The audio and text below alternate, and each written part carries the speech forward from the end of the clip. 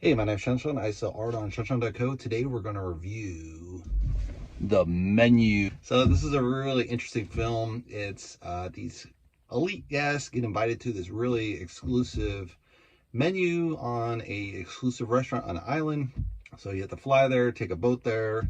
And then when they get to the island, it seems a little bit off with some of the staff. They're very cultish, I would say, following the chef to the T. And he's always like clapping every meal. Every course is like, boom.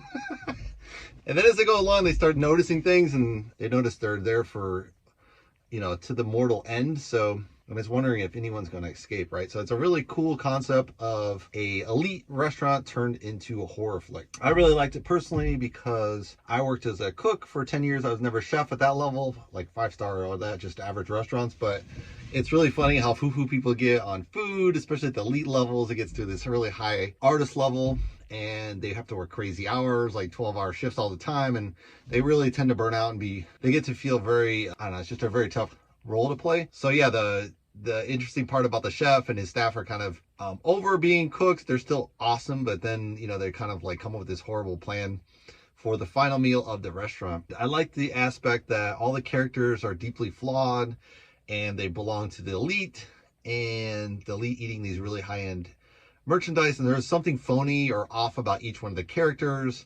They're either cheating on their wife or stealing money from the boss, or the boss is like this phony actor. You have these regular customers that don't know the menu at all. They're just eating the food like it's eating. They're not really enjoying it. And you have one guy who's really interested in the food, but he's really just kind of a fake ingredients guy, but he doesn't really know how to cook, and he's taking away all the specialness of cooking. So it's really appealing if you've ever cooked in your life to see an elite restaurant turn into a horror film. Like, how are they going to do this?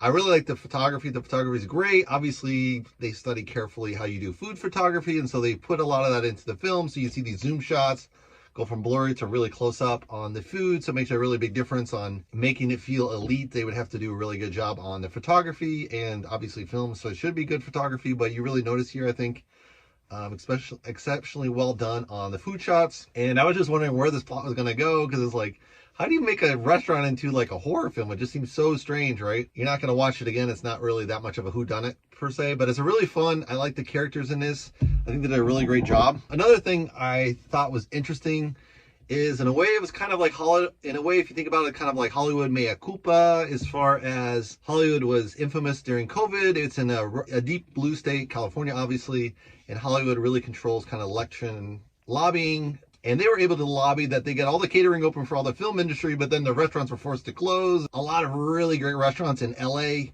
actually closed. They left. They went to Florida or Texas and said, screw you, I don't want to deal with California anymore. And so it was a really, in a way, they're kind of saying it's mea culpa, but they didn't have a politician as one of the characters, which would have been key, but obviously not going to burn their bridges that much. But I really like that kind of mea culpa feel to the film a little bit. I rate it really fun to watch. Not really collectible, because I think you'd only watch it once. But if you'd like to subscribe, you can subscribe below, and I'll see you on the next movie review. Thanks for watching, guys.